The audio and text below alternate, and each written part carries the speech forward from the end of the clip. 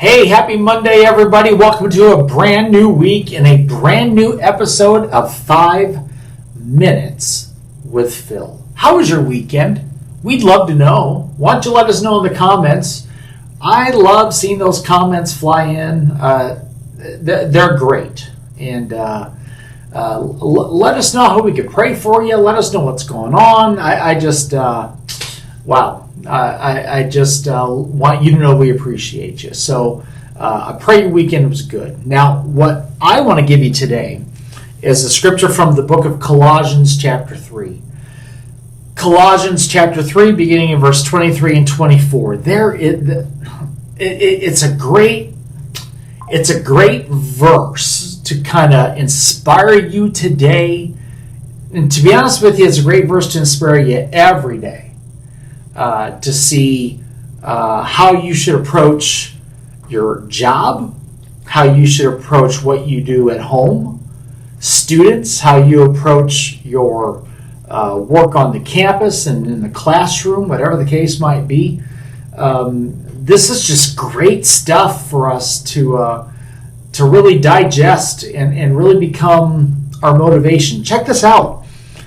Starting in verse 23, it says this: whatever you do, work at it with all your heart, as working for the Lord, not for human masters, since you know that you will receive an inheritance from the Lord as a reward.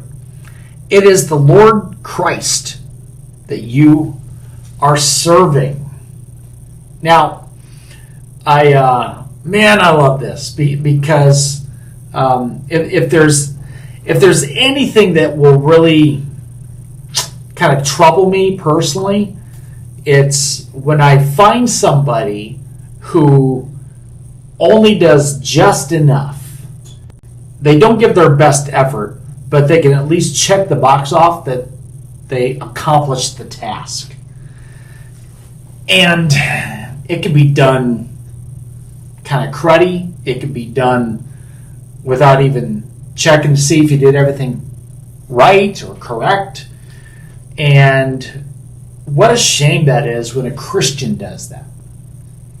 Because in my opinion, Christians should be the best workers, the hardest workers, and do the best work out of anybody. And you read a verse like this that says, look, you're not working for a human. You're not working for a master. You're not working, let's 21st century this thing. You're not working for a human boss. You are not completing a class assignment for a professor. Ultimately, all of these things that we do and maybe even take for granted, we're doing this for God. That's whom we're doing it for. And when you put it that way, boy, that's kind of a game changer, isn't it? I mean, then I was like, well, you know what? God deserves my best. And so when I find myself with a task that's before me, let me put my best effort into that because I'm pleasing God that way.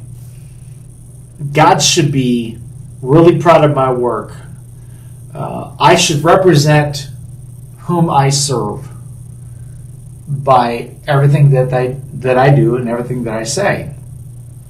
And I think sometimes because we have maybe a superior, whether that be a professor or a boss or whatever your world is, and we're not real fond of that person, or maybe they've mistreated us in the past, we can be guilty of putting out just a real mediocre effort because we don't like that person. I would say this as I read this scripture. I would say let's change that. In fact, let's totally flip that, and let's say, Lord, because I'm serving you, I'm going to give you my best, and may my work be a testimony to my boss, to my coworkers, to my friends, of what I'm really about. I serve a person, God, who gave his best for me.